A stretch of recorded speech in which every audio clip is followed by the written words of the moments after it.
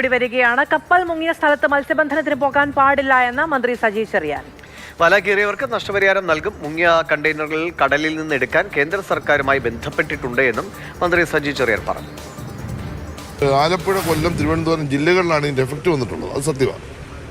അതുകൊണ്ട് സ്വാഭാവികമായിട്ടും ഈ ജില്ലയിലെ മത്സ്യബന്ധന മേഖലയ്ക്കാണ് പ്രതിസന്ധി ഉണ്ടായിട്ടുള്ളത്. പക്ഷേ 12 നോട്ടിക്ക് മേൽ അപ്പുറമായതുകൊണ്ട് സംസ്ഥാനത്തിന് പരിമിതിയുണ്ട്. അപ്പോൾ കേന്ദ്രം നഷ്ടപരിഹാരം തരണം. ഇത് സംബന്ധിച്ച് ഉണ്ടാകുന്ന തൊഴിൽ ചെയ്യാൻ പോകാൻ പറ്റാത്ത ദിവസങ്ങളിലേക്കുള്ള പ്രത്യേക സാമ്പത്തിക സഹായം വേണം. സ്റ്റേറ്റിന് ചെയ്യാവുന്നതിന് പരിമിതിക്കുള്ളിൽ ഞങ്ങൾ ചെയ്യും. ഇപ്പോൾ ഞങ്ങൾ ആദ്യഘട്ടം ചെയ്തു കഴിഞ്ഞു. അപ്പോൾ ഇതിന് പരിഹാരം കാണാൻ കഴിയുന്ന ആത്യന്തികമായി ഈ കണ്ടെയ്നർ കടലിൽ നിന്ന് എടുക്കുക എന്നുള്ളതാണ്. അത് എടുക്കാൻ വേണ്ടി ഉള്ള നിലപാട് സ്വീകരിച്ചു. അതിനുവേണ്ടിയുള്ള പരിശ്രമം നടന്നുകൊണ്ടിരിക്കുകയാണ്. മന്ത്രി പറഞ്ഞ കാര്യങ്ങളിൽ കണ്ടെയ്നറുകൾ നീക്കുക എന്നത് ഒറ്റ അടിക്ക് നടക്കുന്ന കാര്യമല്ല. അതിന് ആ പ്രോസസ്സ് ഒരുപാട് നീണ്ടുപോകാൻ സാധ്യതയുണ്ട്. ഒപ്പം അങ്ങോട്ടേക്ക് പോകരുത് എന്ന് മന്ത്രി പറയുമ്പോൾ അതിന് ഉതകുന്ന സഹായങ്ങൾ അല്ലെങ്കിൽ ഒരു സപ്പോർട്ട് ഈ മത്സ്യത്തൊഴിലാളികൾക്ക് നൽകാൻ തയ്യാറാണ്. ചെയ്യുമെന്നാണ് അദ്ദേഹം പറയുന്നത്. അത് ചെയ്തിരുന്നെങ്കിൽ ഒരുപക്ഷെ ഈ ഒരു സാഹചര്യത്തിൽ അവർക്ക് പോകേണ്ടി വരില്ല.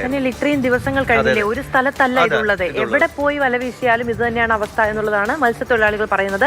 പിന്നെ ഏത് മേഖലയിലേക്കാണ് ഇത് ഒഴുകിപ്പോയതെന്ന് സംബന്ധിച്ച് കൃത്യമായ നിരീക്ഷണമൊന്നുമില്ലല്ലോ. അപ്പോൾ എവിടെയാണ് ഇവർ മത്സ്യബന്ധനത്തിന് പോകേണ്ടതെന്ന് അവർക്ക് തന്നെ അറിയാൻ കഴിയാത്ത സാഹചര്യവുമുണ്ട്. എന്തായാലും ലക്ഷങ്ങളുടെ നഷ്ടം മത്സ്യത്തൊഴിലാളികൾക്ക് സംഭവിച്ചുകൊണ്ടിരിക്കുന്നു. സർക്കാരിന്റെ ഇടപെടൽ വേഗത്തിൽ സാധ്യമാകട്ടെ.